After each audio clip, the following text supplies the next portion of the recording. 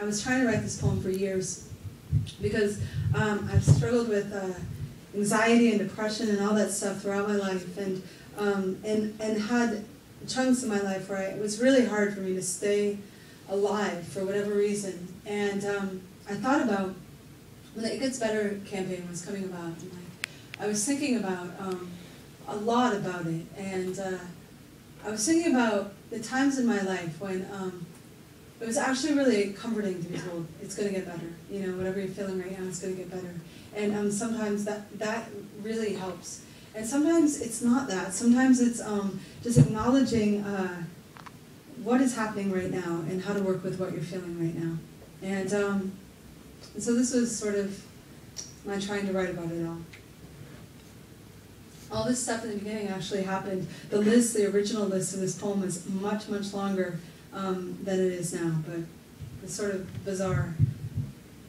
The nutritionist said I should eat root vegetables. Said if I could get down 13 turnips a day, I would be grounded, rooted. Said my head would not keep flying away to where the darkness lives. The psychic told me my heart carries too much weight. So for $20, she'd tell me what to do. I handed her the 20. She said, stop worrying, darling. You will find a good man soon.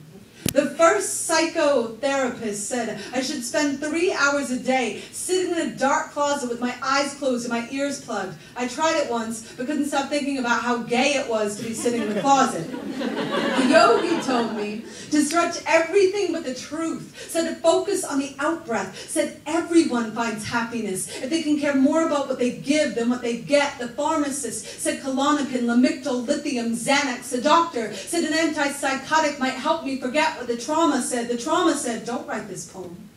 Nobody wants to hear you cry about the grief inside your bones. But my bones said. Tyler Clemente dove into the Hudson River, convinced he was entirely alone. My bones said, write the poem.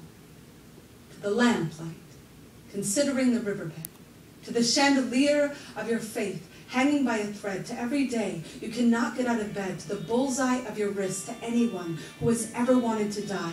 I have been told sometimes the most healing thing we can do is remind ourselves over and over and over, other people feel this too. The tomorrow that has come and gone, and it has not gotten better. When you are half finished writing that letter to your mother that says, I swear to God I tried, but when I thought I'd hit bottom, it started hitting back. There was no bruise. Like the bruise, loneliness kicks into the spine. So let me tell you, I know there are days that looks like the whole world is dancing in the streets while you break down like the doors of their looted buildings. You are not alone in wondering who will be convicted of the crime of insisting you keep loading your grief into the chamber of your shame. You are not weak just because your heart feels so heavy. I have never met a heavy heart that was in a phone booth with a red cape inside. Some people will never understand the kind of superpower it takes for some people to just walk outside. Some days my smile looks like a gutter on a falling house, but my hands are always holding tight to the ripcord of believing a life can be rich like the soil,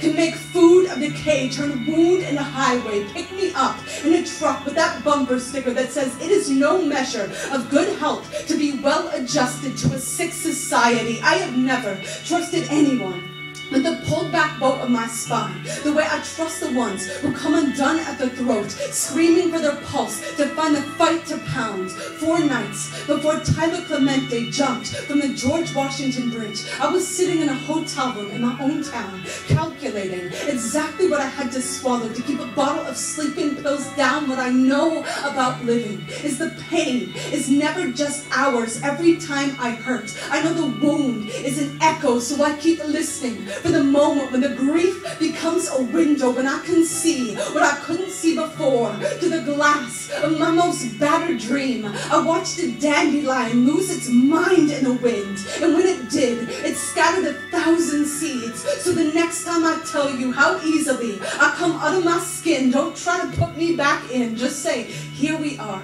together at the window, aching for it to all get better, but knowing there is a chance our hearts may have only just skinned their knees, knowing there is a chance the worst day might still be coming. Let me say right now for the record, I am still going to be here, asking this world to dance, even if it keeps stepping on my holy feet. You stay here with me, okay? You stay here with me, raising your bite against the bitter dark, your bright longing, your brilliant fists of loss, friend. If the only thing we have to gain in staying is each other, my God, that is plenty. My God, that is enough. My God, that is so, so much for the light to give. Each of us at each other's backs, whispering over and over and over, live, live, live.